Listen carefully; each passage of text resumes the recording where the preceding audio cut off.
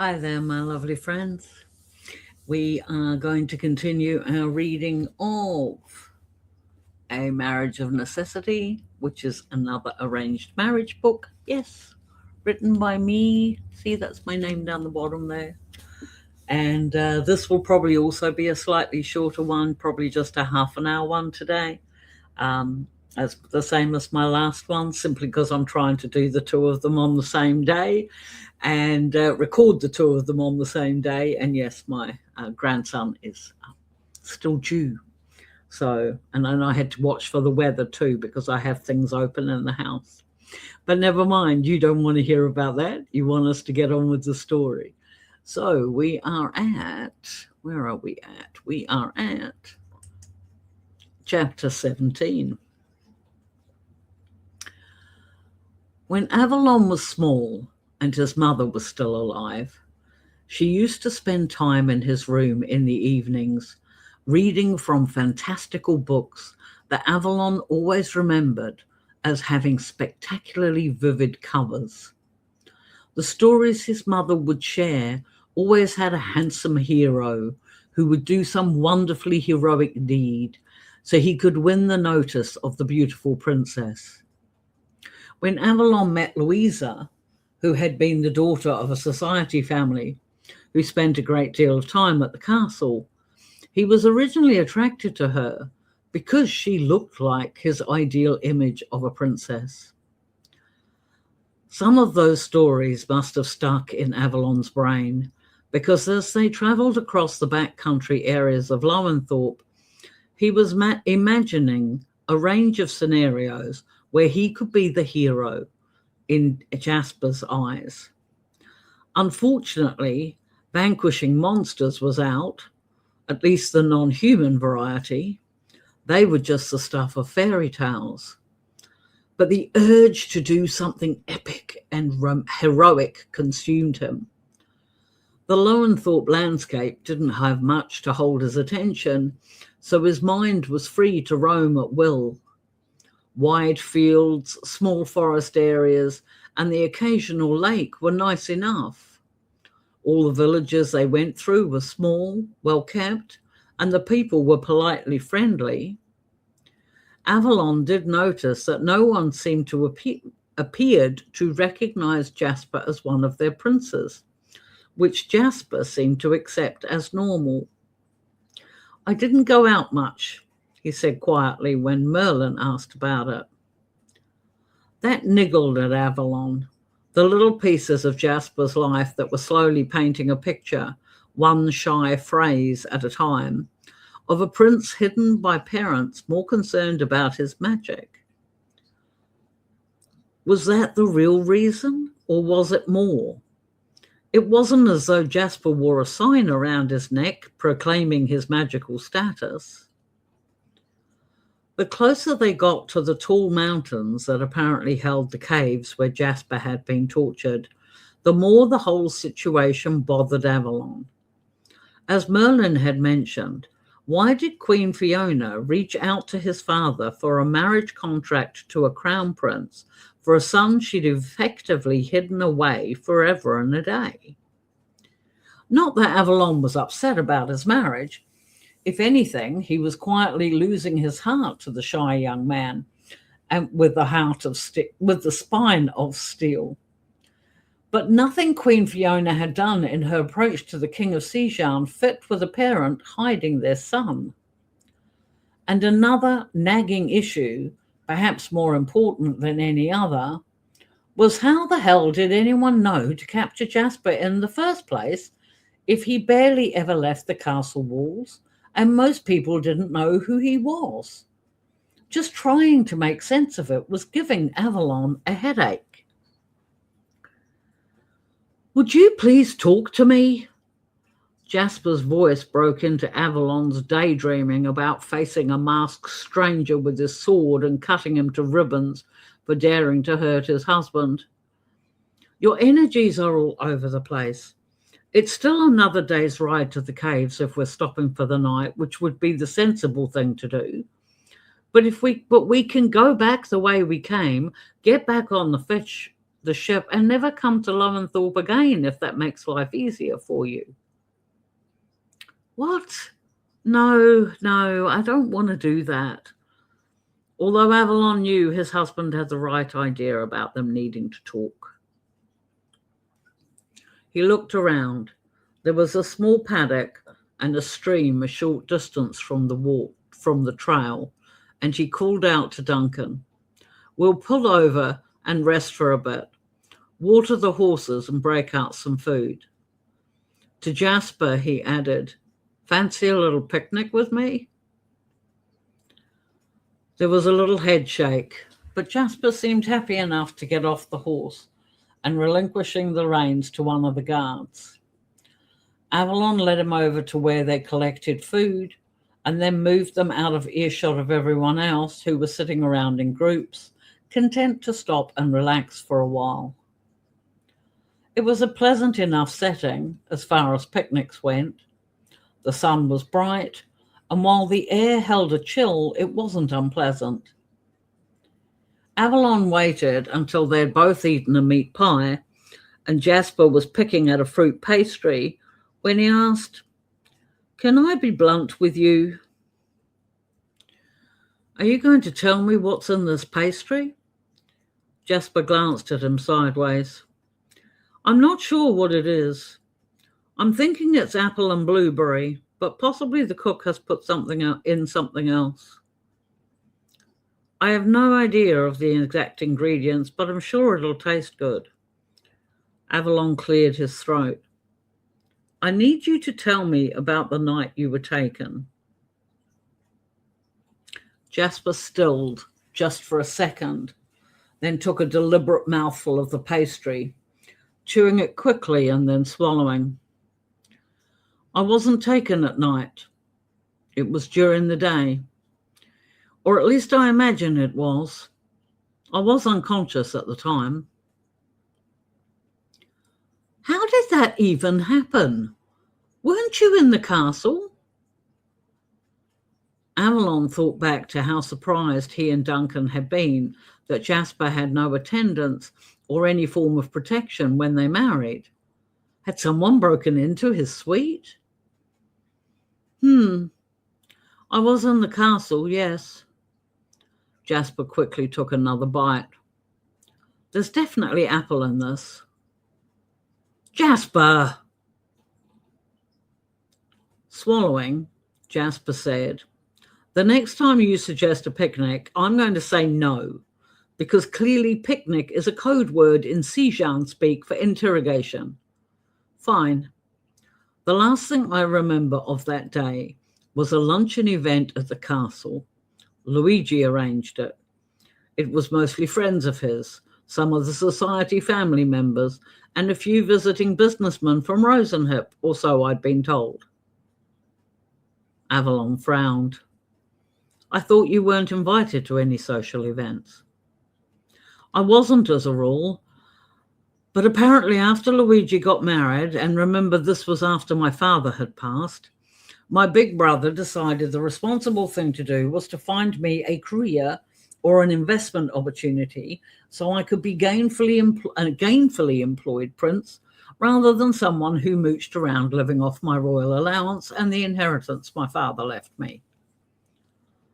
"And the Queen agreed to this?" It was almost unheard of that a prince was expected to work.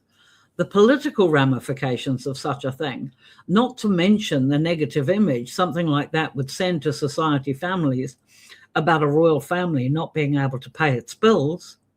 That's why it never happened. Jasper thought for a moment and then shook his head. "You know, I honestly don't know.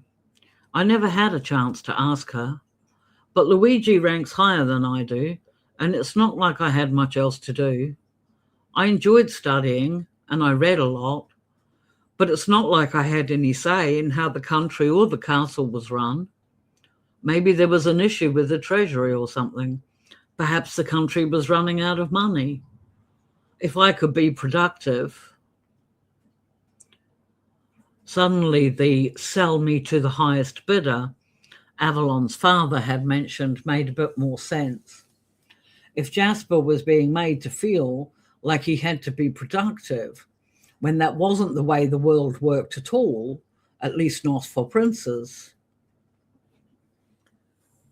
What happened at this event? Avalon asked, keeping his voice low. How did you end up unconscious with no one noticing something was wrong? I haven't got a clue. Jasper looked up. I'm not trying to hide anything. I promise. I wouldn't do that to you. You know the worst of what happened and still want me around. He looked back down at his hands. I felt woozy after drinking my water, but my magic. You have to realize I'd tamped my magic down so hard for that event. Luigi lectured me for an hour when he told me I had to go.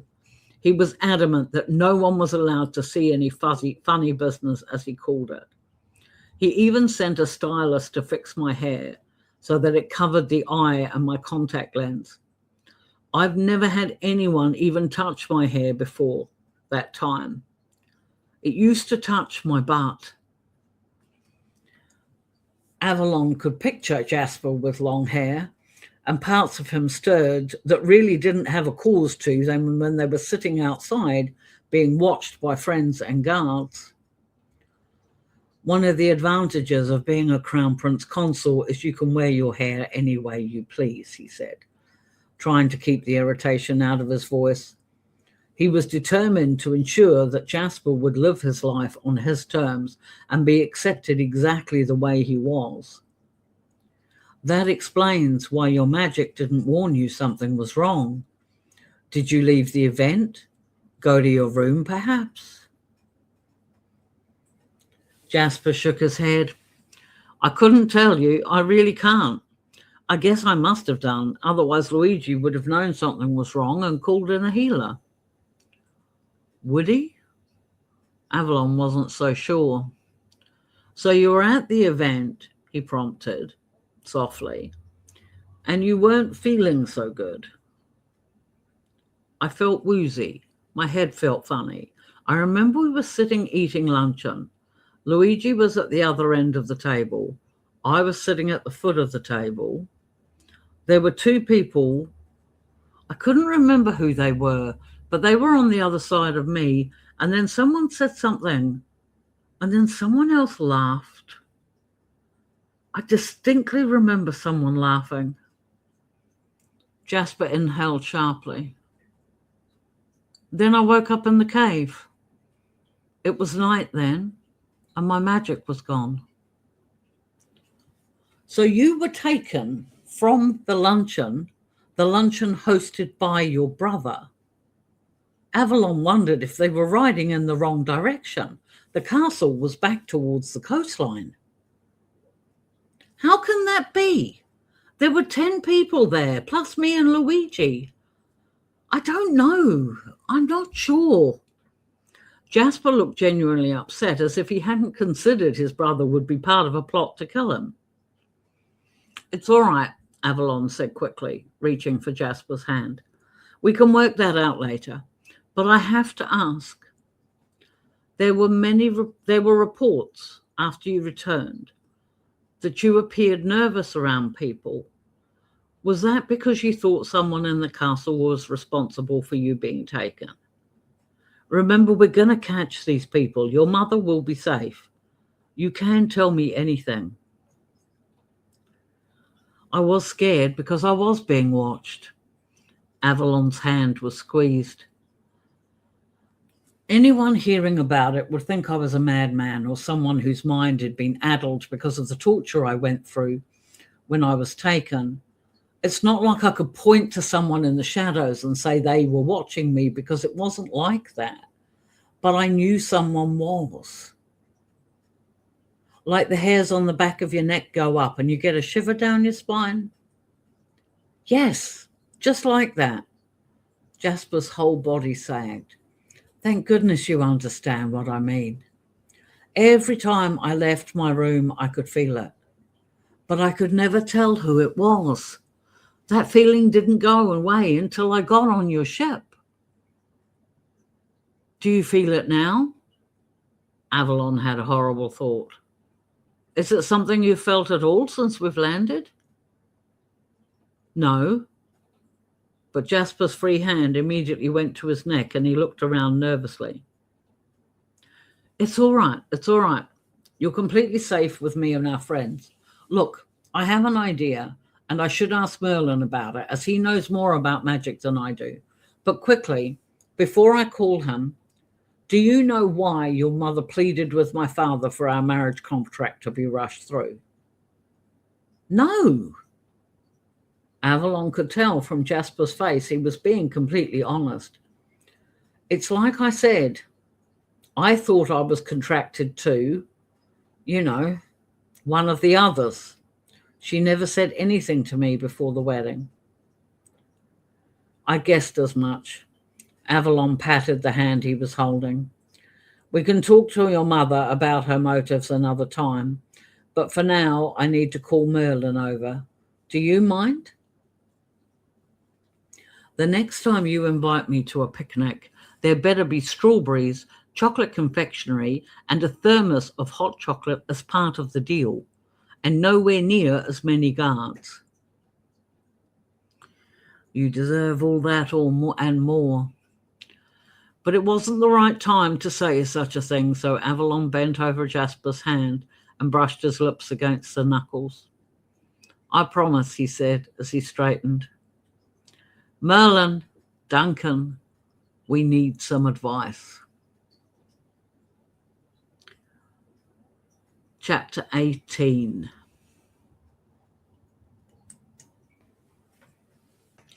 Forgive me for asking, but what did your captors do with your eye, the one they took? Excuse me? Jasper couldn't believe Merlin was asking something so ridiculous. It wasn't as though he tracked his eyeball when it was forcibly ejected from his eye socket. My apologies. I didn't realize a detail like that might be important. Unfortunately, the eye they left me with was filled with blood at the time, and it restricted my vision. Why is that important, Merlin? Avalon asked, as if it was a perfectly normal question. Jasper didn't think it was. Different societies have different beliefs, Merlin explained. You already know that there are a vast amount of studies done at the Magical University in ways to enhance magical ability. Why would they do that? Jasper briefly wondered if he was dreaming, but no, he wasn't, because the mountains where he'd been held off on the horizon, he couldn't see the fires and smell the spices that had impacted him so negatively. People assume anyone with magic comes from a pirate stock or from a cult-like society. If anything, you'd think the World Council would be looking for ways to eradicate it completely from all human beings. The original line of thinking by the Magical University, Merlin said so slowly, is that originally a lot more people had magic in generations past, but there's no records. No one has been able to pinpoint why magic in humans died out, or has, at least, been reduced to those who lives on the fringes of society. I can think of a few reasons, Jasper muttered. It wasn't as though anyone except Avalon, Duncan, and Merlin could hear him. The soldiers they were traveling with were setting up camp for the night while the four men were seated at a table under the shade of a large tree. They could be seen, but unless any of the guards had lip-reading abilities, their conversations would be private. What reasons? Jasper's magic let him know Avalon was genuinely interested. His read on Merlin and Duncan wasn't as clear. You said you used to read a lot and study prior to being taken. Did you study magical history in any way? Jasper shook his head. I imagine if there were any magical texts in Lowenthorpe, they were hidden in somebody's basement. There definitely wasn't any in the castle. But I did read a lot about regular history, about how the countries developed, the harshness of rulers back then, and how they conducted themselves prior to the creation of the World Council. It seemed like every country was at war with their neighbors. That was a long time ago.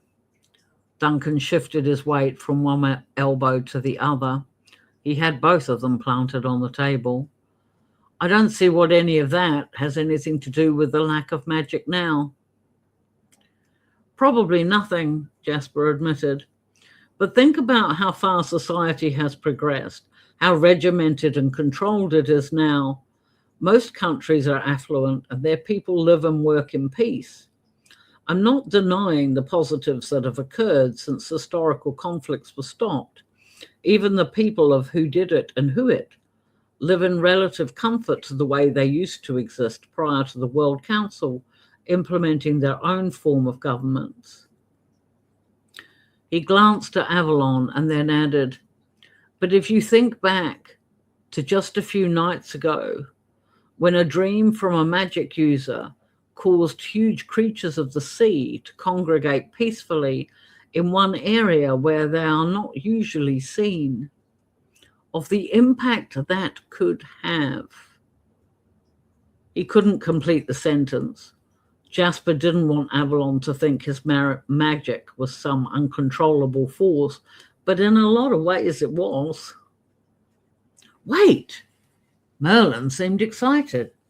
So you think the World Council had something to do with why there are so few magic users now? It was the only reason I could think of why I'd never heard of another magic user amongst society families or royalties. Jasper felt his face heat.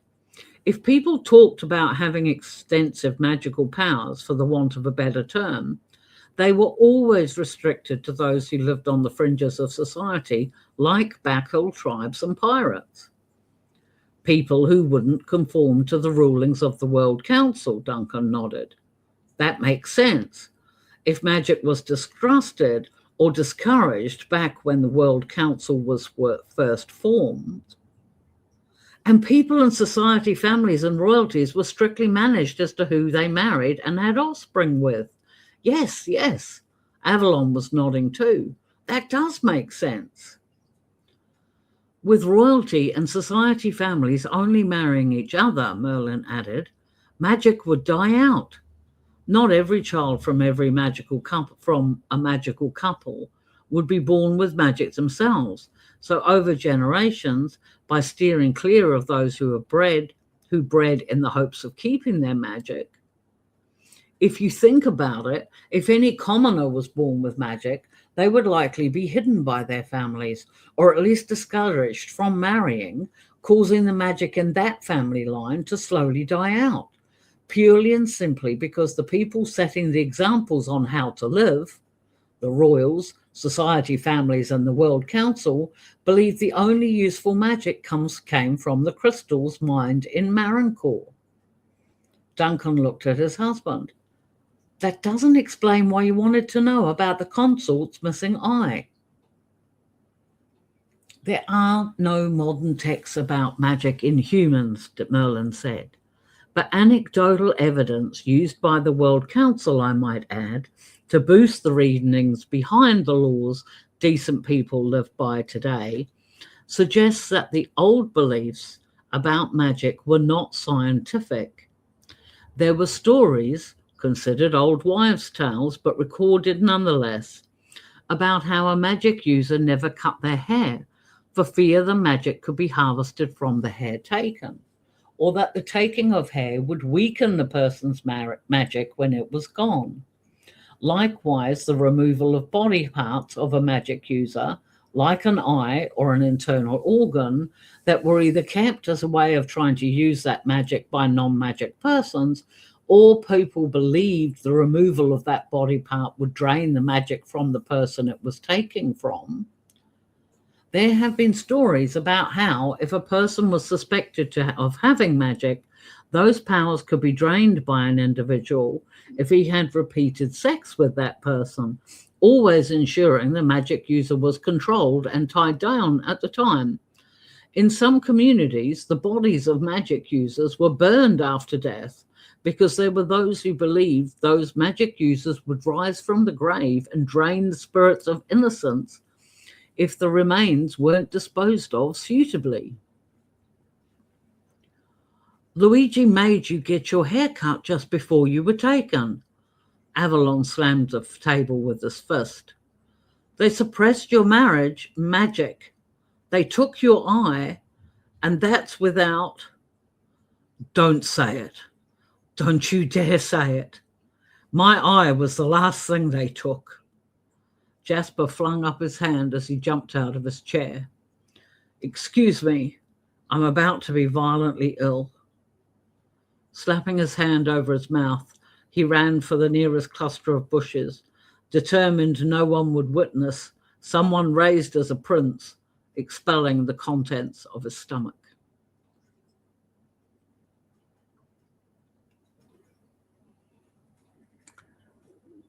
Chapter 19. Here, let me help you. Avalon passed along a bottle of water and a soft cloth.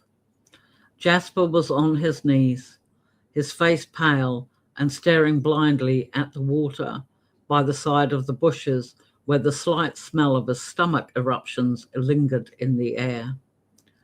Duncan and Merlin had concerns that Jasper's missing eye could be used to track their movements, or that they and the troops might be faced with magical attacks when they finally found the persons who tortured Jasper.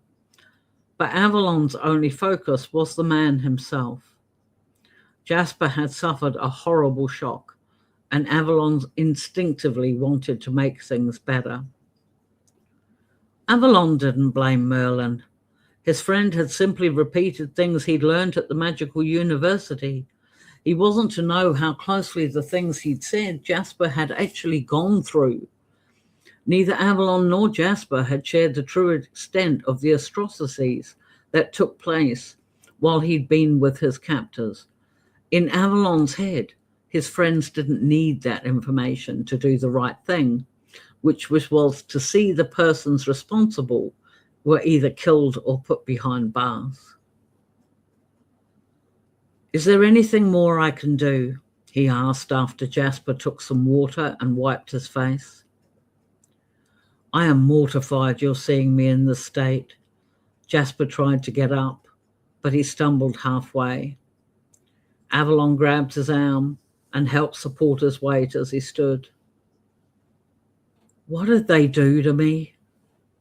Jasper whispered as if he was afraid someone else might hear. Do they have the use of my magic now? Have I put us all in danger because of the ridiculous need for revenge? In this case, the revenge is not ridiculous. The people who did this deserve to be held accountable. Even discounting the World Council, what was done to you was criminal in any society. Besides, you and I both need to know you and Queen Fiona will be safe going forward. Jasper nodded, although his skin was still pale. I can't help thinking of my mother's message. One would almost believe it was meant for me. Do I really want to hear the answers I'm seeking when I crumble hearing words from an academic? I think you already know you're doing the right thing. But to address your concerns, surely if someone was using your magic... Hang on a minute. You would feel it, or feel the lack of it in some way. Does your magic feel any less at all? Is that something you've experienced since you were returned to the castle? I couldn't feel it then. Jasper sagged against his arm. They used crystals when they returned me. I remember how foreign the blast of magic felt against my skin. My eye was gone. The pain was excruciating. Blood was pouring down my face. My clothes were rags. My body stunk of sweat and the discharge from those who'd used me. And all I could hear in my head was those same men chanting that they would kill the Queen if I spoke against them. In that moment, all I wanted was a bath. I truly believed I would never feel clean again. Wrapping his arm around Jasper's waist, Avalon glanced at the stream. It looked clean. We could bathe here if you wanted. The water will likely be chilly, but no, no. Jasper managed to chuckle, although Avalon could tell it was an effort. You misunderstand me. I'm fairly certain I still can't swim, despite my excursion in the sea. What I was trying to explain, badly I might add, is that I didn't believe I would ever feel as violated as I did in that moment after my eye was gone and I was dumped into the castle courtyard in my rags. But now, hearing Merlin explain how people used to think, it was like the pieces of a puzzle all fell into place, even if the picture those pieces made doesn't make sense to me. How did those people know who I was? Why did they attack my magic and let me live? I was never a threat to them. I didn't even know they existed until they ensured I could never forget them. Why, Avalon? Why did this happen? I wish I knew my consort. I really do. Even if Jasper didn't need a hug, Avalon did, and he let his other arm join his first, holding Jasper close. After a long moment, Jasper relaxed against his chest. The important thing is your magic now, Avalon continued quietly. Does it feel incomplete, different, impacted in any way than how it might have manifested before? Jasper shook his head. It's so strange to hear Merlin talk about magic and the people at the magical university as though they are an authority. If they had only asked the people who had magic, then they would know, for people like me, my magic isn't located in a part of me. It's not a physical thing. How do you mean? What does it feel like in you? Avalon was genuinely intrigued. He could say, in all honesty, that for all the people he'd met throughout his life, he'd never met anyone like Jasper. Jasper looked up at him. I'm not sure I can explain it exactly, but as I look at you, my missing eye can see the affection in your eyes. And when I jumped over the railing of your ship, my magic ensured I could swim. I was breathing underwater and communing with creatures that don't speak the way you and I do. We understood each other because of my magic. I'm jealous of your magic's ability to do that. Avalon smiled to show he didn't mean anything negative by it. It still blows my mind you can do that. Mine too, to be honest.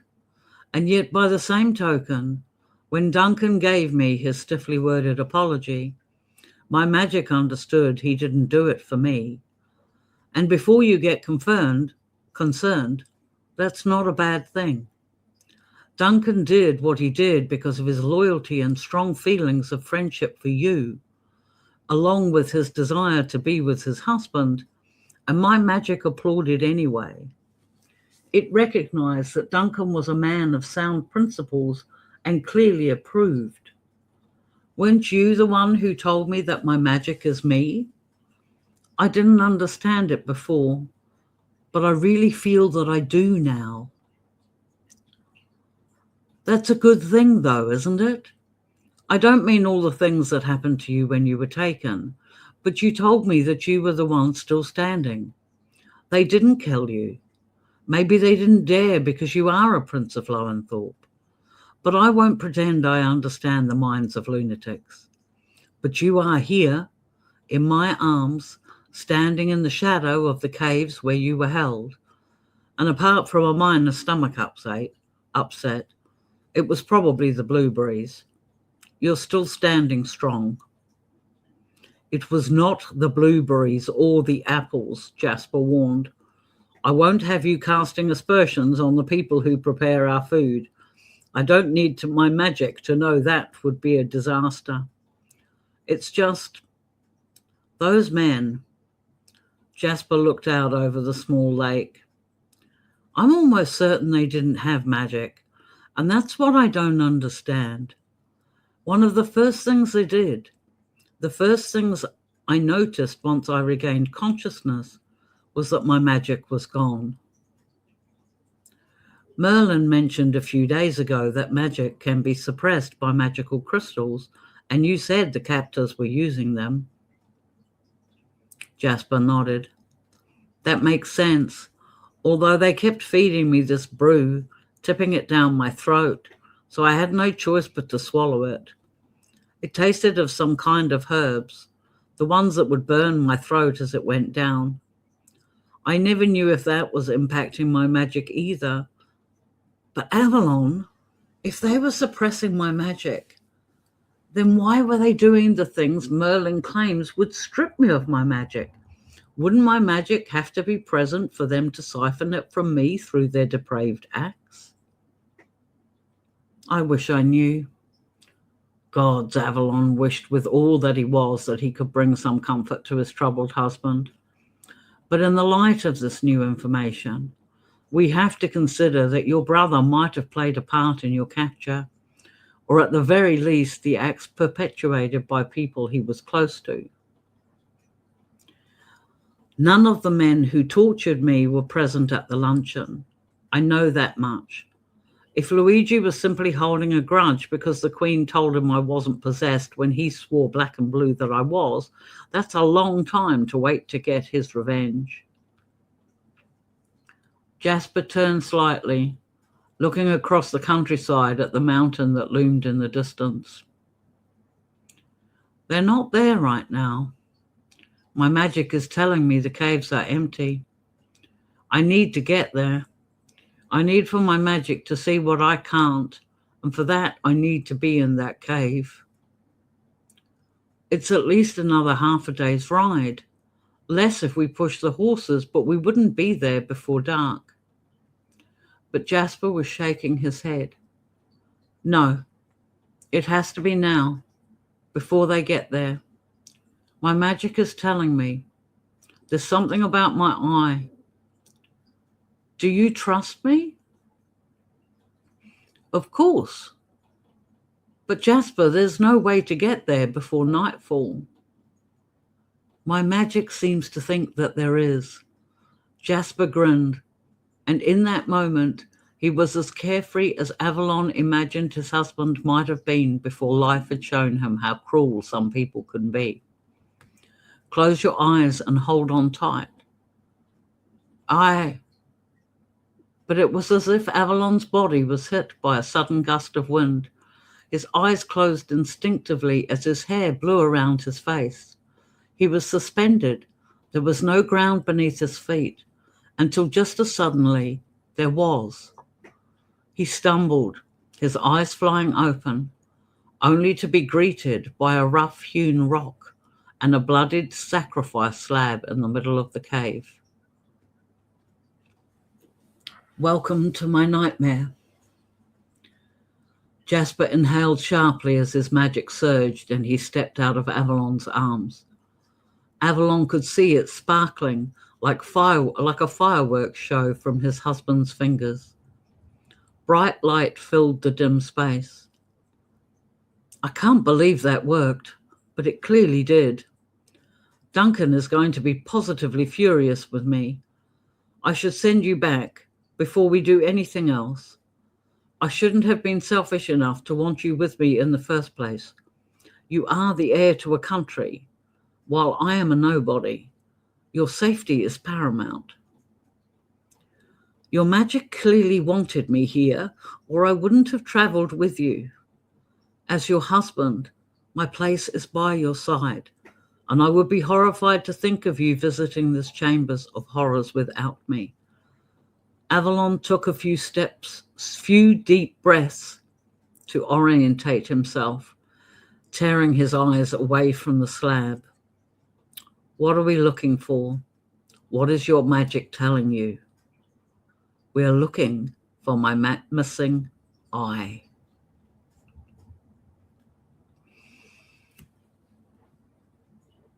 We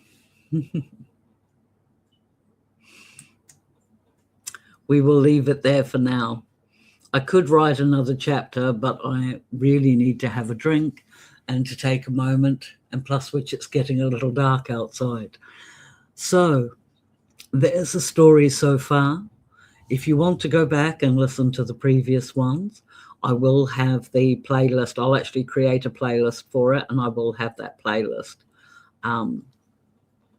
either up here or down in the description box so that you can find it. And yeah, I hope you're enjoying the story so far. And until next time, if you're interested in the advice that I help try and give for authors, then please check out my channel. I do long form content there on Mondays and Thursdays. And if you're wanting to see what happens next in the story, then check back again on Saturdays. Until then, take care of yourselves, my friends. And yeah, until next time, we'll see you then. Bye.